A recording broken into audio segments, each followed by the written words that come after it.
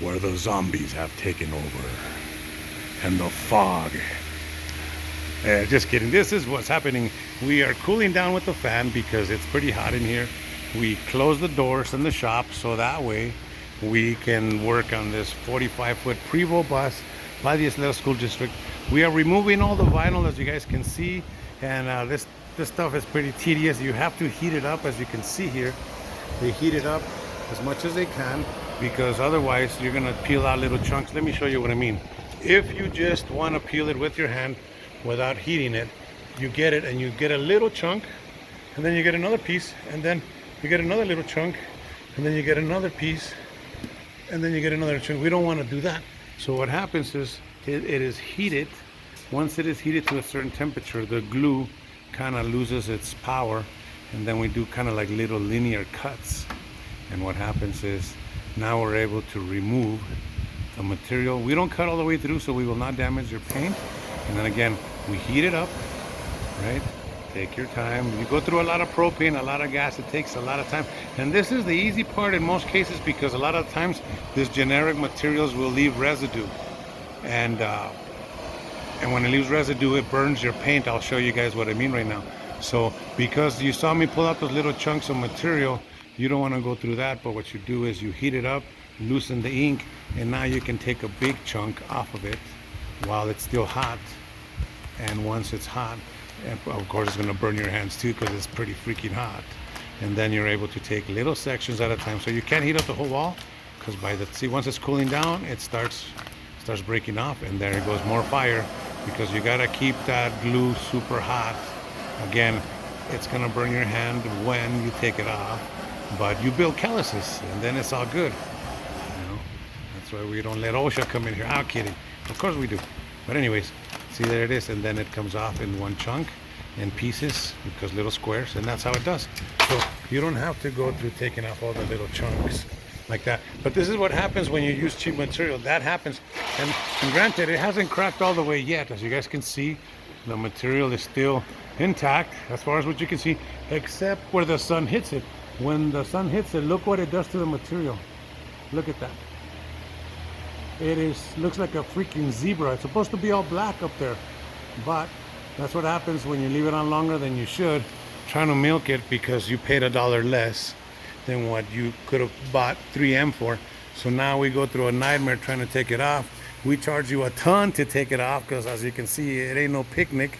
And then this is the bad thing about it. You end up with all kinds of yellow from the actual thing. And not only that, if you can see even better, it takes the paint off with it. And this is not gonna be like, that's paint, that is not vinyl. The vinyl is black, the bus is white, but the glue turned it yellow.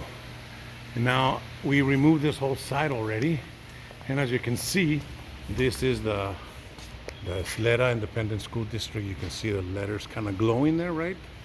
Yep, you can see them. Isleta Independent School District. So that's what we're doing, removing the whole thing. All the chunks are there, but the sides are okay because the sun's never on the sides, always on the top. But then look what happens to your stuff when you put the cheap material. So don't skim out on the good quality, especially on a project this big, because look, it literally, everything that's gray and black, it took the paint off like ugly. There's no turning back. There is no takesies backsies. It is done. Even when we peeled it, it took off the black off of this, all because, and this is a new bus. It's not old. It's just the materials you choose depend how good your paint is gonna last. So use 3M. Let me give you guys a little tour of the shop. This is the shop right here. This is our cutting table where we cut banners. We print thick signs, like you can see. Look how thick it is. Pretty thick stuff. And the quality is, the detail on pictures is phenomenal compared to my finger. And you gotta see the printer. This little tiny printer can handle all of this work. This is let me show you.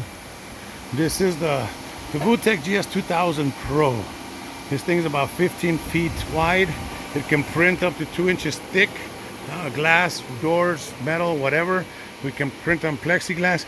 And then this is the Vutec, the GS 5000R. This thing was about $500,000 when it came out. It has like 25-foot rolls. It uses $800, $900 inks per gallon. So 800 times 900 times whatever, 900 times each, 900 times each, 900 times more each, 900 times more each. This Voltec right here, it is amazing. This is the one that we use for the big billboards, for the buses, for the big boys. 25-foot rolls. We're doing a 10-foot roll right now. It looks tiny because the rolls are so long. So yeah, this is it's a little noisy back here, so I'm gonna get out of here. So once again, this is a Paso Vehicle Wraps. If you guys want quality and don't want to skim out and don't want your car to end up like that bus out there, and we have to fix everybody's problems, but that's what we specialize. You know, we don't call it a problem, we call it an opportunity to do things right, to make it right.